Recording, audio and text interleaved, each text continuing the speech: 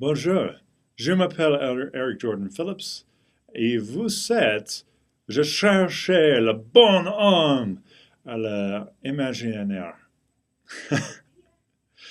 That was French. Now, if you had known a second language, you'd be able to understand me. So kind of to translate, I said, hello, my name is Eric Jordan Phillips, and you are looking for the good egg of understanding. And that is exactly what it is when we speak of a second language. That is the mission of getting a second language. Second languages are some of the most important institutions in the world. So why should we learn a second language? And more importantly, why should we include it in primary education? Now, there are many reasons why this is important, but the biggest five that I've been able to come down to is that one, the world is large and full of opportunity, and some of those opportunities require a second language in order for them to be opened up.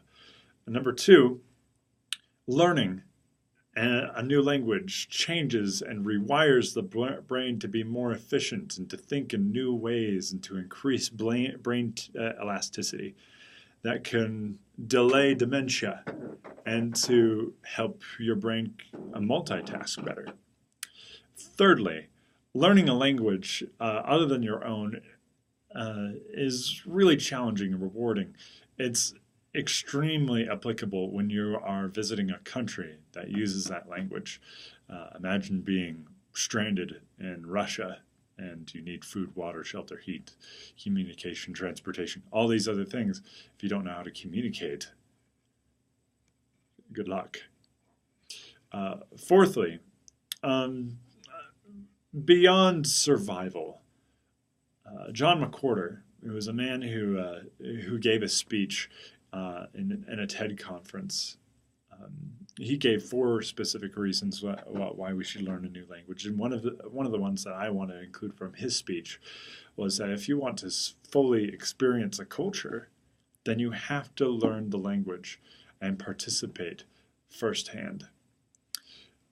And the last reason of all being that you can experience the entire world in English, but it won't be something you'd be able to understand without a second language.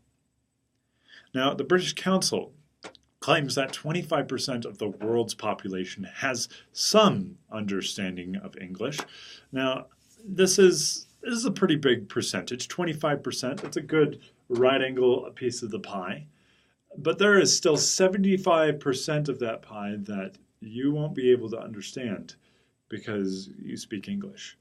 So while there are 375 million people who can speak English natively, there are also very many people who speak some other languages natively. Take Chinese, for example. There are 982 million people who speak Chinese natively. So can you imagine being able to learn Chinese and having your understanding expanded to to even more than 1 billion people? You'd be able to communicate with that many people. And that's one of the tools that helps us to communicate, to become better as a world culture. Now, that is much larger than the 25% of the pie that you were going to experience. Now, with the understanding of language comes the shape of new thoughts. So new thoughts come as you think in this new language. What we learn, what thoughts are common. We learn what thoughts are common in another language, is what I'm trying to say. We learn their children's rhymes. If we're lucky, we can be clever enough and we can engage in wordplay with the native speakers. This is a sure sign of intellectual and lingual mastery. All of these invite us to learn more of the culture and the wisdom of these people and their language. the treasures that their language offers. Now, I want to talk about language just on its own. Language in itself is just a tool. I want you to envision this. This is a tool in your toolbox. This is something that you can take out and you can use for your benefit. Language is a tool, so what is it for? Language is the key to understanding one another. Like we said earlier, only 25% of the world's population has some basic understanding of English. If you were to stick just in that 25%, you would only experience that 25% and you wouldn't be able to understand any of the rest. Now, this being able to understand one another is one of the most important tools of all. Why? Because understanding one another helps us to work together and to avoid war and discontent and many other unfortunate things like disease or basic needs. If you had a deadly allergy to peanuts and you were just fed spicy peanut butter soup in Thailand, you would want to be able to speak Thai so that you could either, one, avoid the peanut butter soup, or two, be able to get medical attention in Thailand, which if you, man, I don't know what to say if you just ate peanut butter soup in Thailand.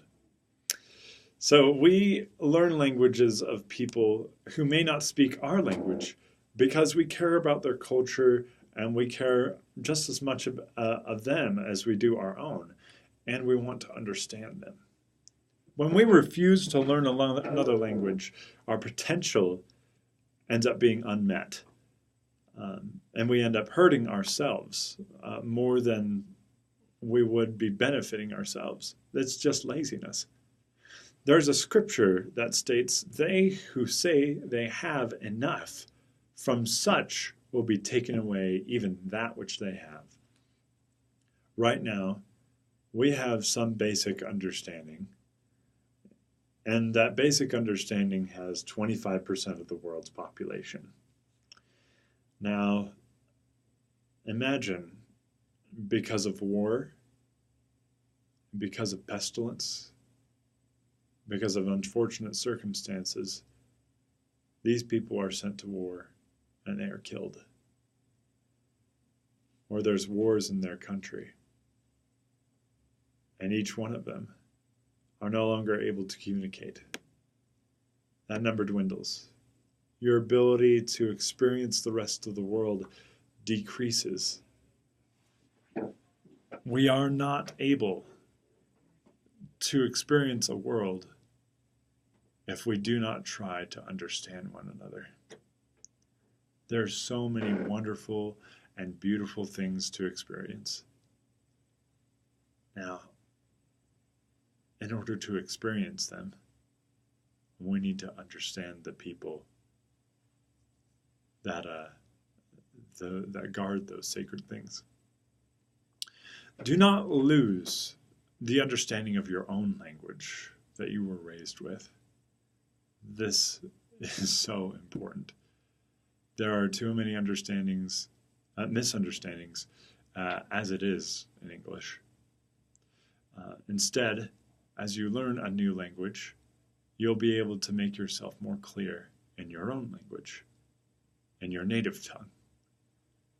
While in the same root, you would be able to help make yourself a more satisfactory vessel for another language, and be able to expand your horizons from your 25% and maybe even all the way to 95. I'm not sure. But we know that expanding your horizons and learning a new language is good for you. Play with words, for they are the tools of your understanding and can be used for peace. Finally, I just want to say one more time that Vous êtes le bon homme. Je cherchais alors la joie et la and I'm looking forward to speaking with you again. Au revoir.